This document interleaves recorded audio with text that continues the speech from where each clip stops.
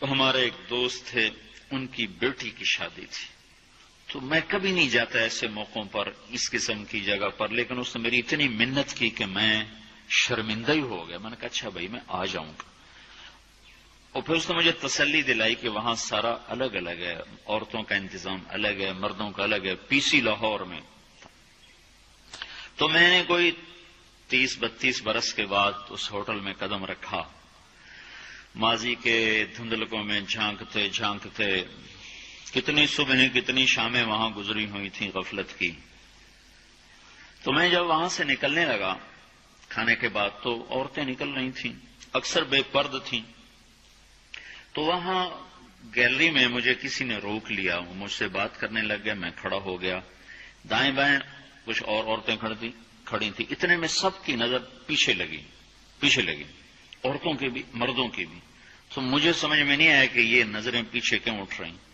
کیا دیکھا، میرے قریب سے ایک خاتون گزری جو سر سے لے کر پاؤں تک مکمل برقعے میں، ہاتھوں پہ بھی دستانے تھے اور پاؤں میں جرابیں تھیں، اور ایک بالکل سادہ سا برقع انہوں نے پہنا ہوا تھا. جب وہ گزری ہے تو ایک دم سناٹا چھا گیا، سارے عورتوں پر بھی سارے مردوں پر بھی. تو مجھے اس وقت خیال آیا کہ یہ حق ہے. یہ سورج جب چمکتا ہے تو ہر ایک کو اس کی روشنی نظر آتی ہے. وہ عورت اتنے اعتماد سے گزری، ورنہ ایسے ماحول میں تو جنہوں نے پردے کیے ہوتے ہیں وہ پردے اتار دیتے، سر سے دوپٹے اتار دیتے. وہ اس میں اس طرح گزری، سب کی نظریں شرم و حیا سے جھک گئیں. وہ عورتیں جن کے دوپٹے کہیں جا رہے تھے ان کی بھی نظریں شرم و حیا کی وجہ سے جھک گئیں. یہ مسلمان عورت کی پہچان ہے. یہ فاطمہ کی بیٹی ہے، یہ خدیجہ کی بیٹی ہے. یہ مغرب کی ننگی بیٹی نہیں ہے کہ جہاں ماں بیٹی کا تصور ختم کر دیا گیا ہے. اب وہ گندگی ہماری طرف پھینکنا چاہتے ہیں، وہ ہمیں یہ گند چاٹنے پر لگانا چاہتے ہیں، اور ہم اللہ کی منت کر رہے ہیں یا اللہ تو اس نظام کو توڑ دے. ہماری تو بے بسی ہے.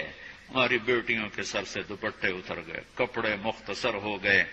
عجب حال ہے. حیا پتہ نہیں کہاں ہی روٹ کے چلا گیا، نظر ہی نہیں آتا. پہاڑوں میں جا کے بھی ڈھونڈا، وہاں بھی نہیں ملا.